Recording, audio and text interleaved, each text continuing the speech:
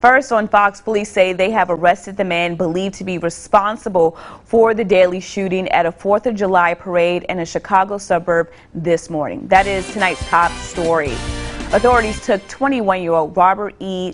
Bobby Crimo III into custody in connection with the deadly shooting in Highland Park. Police captured Crimo after a brief pursuit. At least 6 people were killed and 24 others wounded when gunshots rang out just after the parade began at 10 a.m.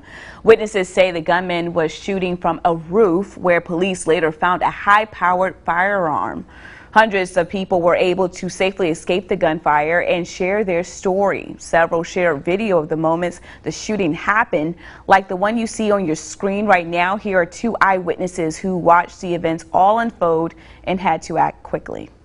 He reloaded, and then that's when I grabbed my son and I ran around the corner and I put him in a dumpster, a garbage dumpster, and I asked some people to stay there with him because I had to go back to find the rest of my family.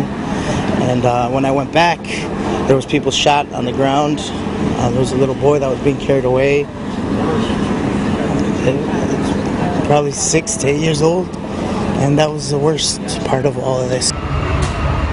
Me at my dad to make sure he was there and that he was okay, and I saw a girl forearm lengths from me just fall to the ground, get shot, and just fall. And later they put a covering over her, and I just started seeing other people get shot and fall, and it was absolutely terrifying.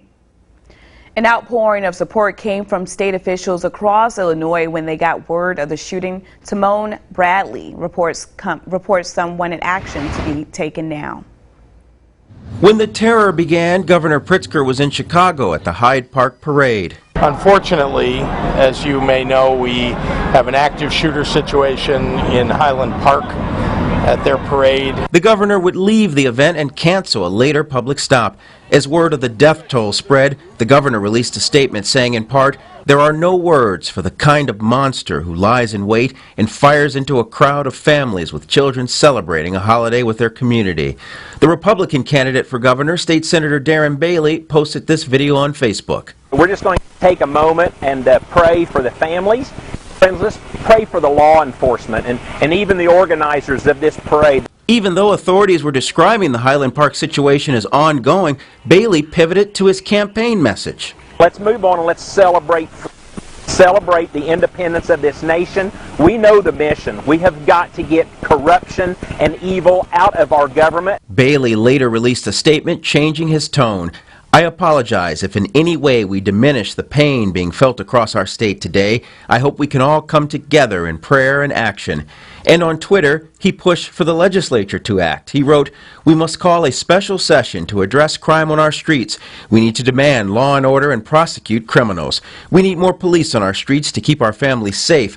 Public safety must be a top priority." The Springfield legislature is expected to return soon to take up abortion, and during an interview last week, Governor Pritzker said lawmakers are exploring possible new gun legislation.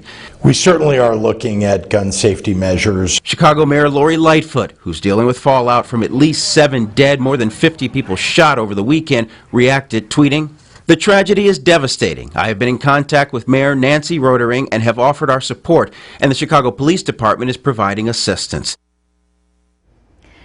A hospital official in Highland Park confirms they treated dozens of patients after the shooting this morning. 19 of the victims were able to be treated and discharged today. They also say the victims range from 8 years old to 85 years old. We'll continue to follow this story as it develops.